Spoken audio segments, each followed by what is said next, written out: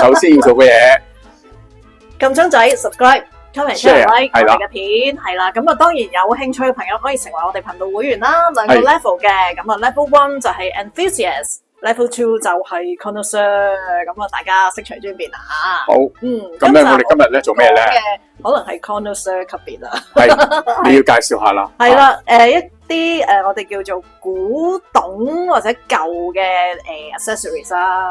Vintage 係啊 ，vintage 同 antique 究竟有咩分別咧？一陣間我哋都可以講下。好，冇錯。 OK，咁啊，講下先，我今日戴住嘅呢一條鏈啦，就我由一個買家度買翻嚟嚇，手鏈都係，頸鏈都係啊。咁點解會揾到佢咧？就係有一日碌呢個社交媒體嘅時候啦，因為我好中意睇舊嘢同埋靚嘢啊嘛，咁就發覺，咦，佢嘅 collection 都真係好吸引喎，所有嘢都嚇，無論由年代啦、款式啦，到係邊度揾翻嚟嘅貨源，咁啊於是就走上去同佢傾偈啦，咁啊睇到佢嗰啲好靚嘅 collection，咁啊認識咗佢，咁所以咧都想大家講下一啲即係叫做古董飾物啊，喺香港原來都有啲朋友咧有市場嘅，有市場嘅，做咗成10年㗎啦已經。因為一件 accessories 咧係將你可能好靚件衫，你就始終就係爭咗啲，就係一件啱嘅 accessory 咧，係令到成件事咧就 highlight 咗啦。係咁啊，點解我咁中意一啲即係 vintage 嘅 accessories 咧？因為真係獨一無二啊，得翻一件，全世界你都揾唔到噶啦，咁樣就係專屬於你噶啦。同埋背後當然有好多故事啦。咁所以咧，今集想介紹一位朋友俾大家嘅，佢就係 Emily， 品牌好特別嘅個名，係啦，叫做 Emiliana，係意大利西班牙嘅名字嚟嘅。好，咁我哋同佢傾下偈先。嗱，先問你咧 ，Emily，古董 antique 同埋呢個 vintage 個分別係乜嘢？係 jewelry 咧，如果 antique 嘅話咧，就100年以上嘅，應該就1930年之前嘅咧，我哋可以叫 antique 噶啦。個收藏價值就更加高咯。咁如果 vintage 嘅話咧，30-40年代打後我哋叫 vintage 咯，就陳年珠寶或者首飾咯。你見到件係舊嘅嘢，你點樣界定佢一定有 vintage 咧？嗱，睇佢 vintage 同 antique 咧，可以睇佢金屬啦，睇佢個鑽石嘅切割啦，睇佢個設計啦。因為咧唔同年代咧，佢用嘅金屬唔同，鑽石切割都唔一樣。攞起件珠寶時咧，首先咧就睇有冇 hallmark 啦，邊個地區嘅 hallmark 啊？可能英國啊、美國嘅又唔同啊。因為英國嘅咧，佢有一系統嘅金屬 hallmark，美國嗰啲咧又有一系統嘅 hallmark。咁憑個 hallmark 金屬同埋個設計都可以分辨得到 vintage。你講咗咁多呢啲，即係佢嘅道理喺度啦。你自己有冇讀過？其實大學嗰時候讀過 fine art history 咯，就係西洋美術史咁就都有啲幫助嘅。但係之後又讀過 GIA 啊，咁就自己自學咯，睇好多書咯。你有冇睇少啲鑽石咧，細細粒咧？但係佢都刺到我哋眼㗎，係咪先？即係某一個 angle 突然一射到我哋眼入邊㗎。即係呢個係即係你揀得靚。係舊式切割鑽石。如果用啲 look 睇咧，我哋有個 cooler 嘅英文叫做，即係個底尖。點樣為之舊公石同埋現今嘅石咧？我哋第一時間就睇有冇 cooler， 同埋咧個 table 咧，即係個桌面咧係咪細？如果個鑽石咧切得厚，個 table 個桌面係細，有 cooler 咧，即係好似英女王以前我哋去英國睇嗰啲博物館啊，意大利嗰博物館咧，佢哋嗰啲鑽石咧全部都係舊式切割鑽石咯，咁就係100年之前切嘅，我哋叫 Old European Cut Diamond， 咁就更加有收藏價值。點解咧？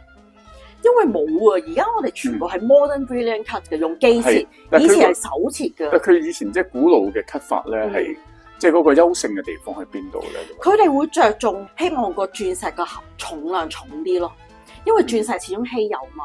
佢哋希望切出嚟咧，嗰個 carat rate 咧，個卡數咧係會重啲嘅。但係而家咧就希望係閃啲咯。嗰個概念係唔一樣。呢度咧，我見到嘅珍珠咧都好靚。咁你又解釋下呢個珠嘅分別同埋一般嘅珍珠係乜嘢？呢個可能係天然嘅珍珠嚟嘅，就唔係 cultured pearl， 即係養珠。海水養珠同淡水珍珠咧都有分別嘅，收藏價值都係海水比較高。咁海水嘅養珠咧，我哋會塞咗個 tissue 落去，咁就刺激個珠蚌，咁佢就慢慢 grow 就養咗個珠殼出嚟咁樣。咁但係以前天然珍珠咧係真係可能天然嘅沙刺激到個蚌，每一粒嘅形狀就唔一樣，每一粒嘅形狀都唔一樣。同埋如果切開珠或者攞去 GIA 度照 X-ray 咧，養豬嘅話咧，係會睇到個豬核嘅人造嘅刺激物，天然養豬咧 X-ray 就睇唔到咯。1910年到啦，因為有一個 fleur de lis 我哋叫做百合花紋，係啦，咁同埋舊式切割鑽石啦，我哋用 loop 睇就睇到，咁所以就呢啲就收藏價值高啲咯。呢個喺意大利嗰啲細 auction house 度。係啊，揾翻嚟。即係邊度啊？意大利咁大，你會即係多數去邊啲地方嘅 auction house 咧？其實咧 auction house 咧喺香港咧，好似係一啲好高不可攀場所啊，或者買賣珠寶嘅地方。但係其實講歐洲、美國咧，周圍都有，其實周圍都有，即係其實係高級當鋪。法國我啲好朋友咧，佢哋喺 Burgundy 住啦，咁佢收藏嘅嘢咧，有啲 jewelry，但係多數係 art 嘅嘢。即係四野無人嘅地方，咁啊就間 cafe 旁邊有個第一個 showroom 喺度，咁就喺嗰度做 auction 啦。帶佢哋啲嘢去賣俾人，又喺嗰度買翻啲嘢翻嚟咧，就翻嚟就執佢咧，又再高價喺第二個地方就再賣翻出去。佢哋做咁嘅 business 咯，係。係啊，其實歐洲、美國咧，即係拍賣行咧係一個文化嚟嘅。佢哋嘅茶餐廳咯，又未至於茶餐廳嘅，佢哋都好專業嘅。咁因為其實好多。即係有錢人，佢哋未必住喺市中心，咁佢哋都學你話齋，可能喺法國南部啊、意大利唔同嘅小鎮啊。咁其實拍賣行係成個歐洲、成個美國、歐美市場都係好。因為咁樣講咧，過去幾百年搶翻嚟定拎翻嚟啦，即係唔同種類嘅珠寶各方面好多，然後跟住留低入去民間咧，你係一個細嘅地方。都有臥虎藏龍嘅嘢。係啊係啊，其實咧我初咧就係做人造首飾起家多啲嘅，因為美國嘅人造首飾咧戰後咧係最出名，因為歐洲打完第二次世界大戰之後咧個經濟差咗，咁就好多歐洲嘅移民咧就去咗美國就做人造首飾，便宜啲，咁就易入手啲。睇到香港嗰陣時vintage jewelry 咧就唔係咁專業咯，即係可能賣緊一啲二手嘢80-90年代嘢就當古董賣咁樣，咁嗰陣時就即係覺得可唔可以將賺錢同埋興趣二合為一咧？出咗份工就試下做自己中意做嘅嘢咁樣咯。大學嘅年代都已經開始儲舊嘢噶啦。咁啱創業嗰陣時咧，因為我做過3年珠寶店嘅，咁就識咗個同事咧，原來佢臥虎藏龍咗好多年咧。佢係中環珠寶行嘅太子女嚟嘅，咁但係就到我創業嗰陣時咧，佢先話原來佢爸爸咧就喺中環珠寶店咧就留低咗一紮未戴過但係陳年嘅珠寶，咁就話可以喺我嗰度寄賣咁樣咯。咁我就開始做人造首飾嗰陣時咧，都做埋高級珠寶咯。哦，咁嗰批嘢咧好多客買晒噶啦。一路學邊做咁咯，佢嗰啲師傅啲嘢賣晒咧，賣得七七八八，我就自己去揾咯。初就美國、英國揾嘅，慢慢啲嘢都越拍越貴啊，跟住就去瑞典啊、意大利啲其他細啲嘅拍賣行，嗰啲就會平價啲，可以入手到靚嘢咯，又未俾歐美人士去搶落嚟先。係啊，香港主要如果做古董珠寶嘅話咧，佢哋興啲 signed pieces， 我哋叫即係可能古董嘅 Van Cleef & Arpels，我哋即係每年珠寶展會見到嗰啲啦。咁但係佢哋個售賣價都係講緊5位數字美金或以上咯。咁係唔係人人都可以 afford 得到咯？就好多我嘅客咧，10年前可能買開人造首飾嘅，但係佢哋隨住可能個鑑賞個力高咗，能力高咗啊，咁佢對我又信任咗，咁佢自己慢慢都會想揾一啲靚嘅嘢。明唔實際嘅問題啦？呢一對先，呢對而家即係你放嘅價錢出去幾錢啊？你3萬幾咯。好靚喎！多謝，因為我都係留意住美國同英國嘅市 Google 咧，你乜都 search 到嘅，大家都知道係啊，大家嘅價錢嘅，呃唔到人嘅。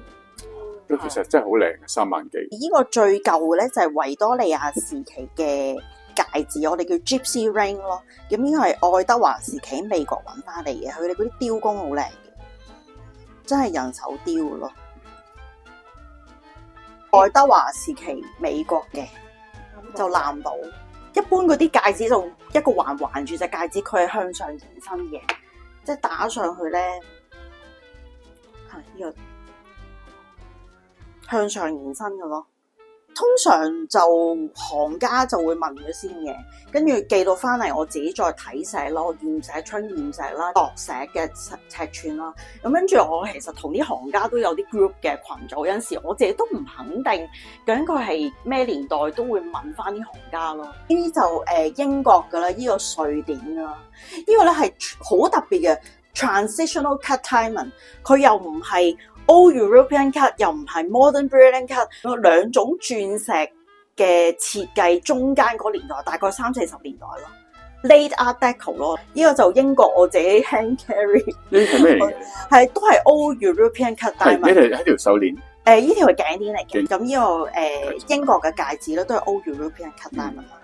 有啲男人嘅嘢喎。係啊，因為知道都 fancy 喎個手。係啊，呢一個個手錶喺個袖口留嗰度。係啊，呢個係美國嘅mid century 啦，我哋叫中古啦，香港興叫咩年代即係？50年代咯，60年代咯。咁就上年我仲希望嚟佢係 Good Gatsby 先。單打獨鬥嘅一個模式去賣呢個 vintage 嘅 jewelry 咧，你睇個前景係點嚟緊？前景啊，個動力都係嚟自客人嘅。可能而家內地咧，佢哋嗰個購買力都幾高，咁所以可能內地人佢哋嗰個鑑賞力咧，有陣時可能比香港人係更加要求高。係咪香港嗰啲即係嗰隊即係嗰一代曾經鑑賞力高，亦都會買嘢嗰代咧，已經過咗啦？即係而家新一代人唔係好 care， 即係唔係好 care 呢類嘅嘢。曾幾何時香港人都好踴躍噶嘛對呢啲，但係你知任何嘢都係個 trend 嚟嘅，個 trend 過咗嘅話，就要下一個地方嘅人，或者下一個年代嘅人做其他嘅嘢噶啦。我都係靠啲熟客啊，熟客賣熟客咁樣繼續做落去咯。即係俾埋佢 IG 啊，我哋可以俾優惠俾你哋嘅。Thank you，拜拜。拜拜。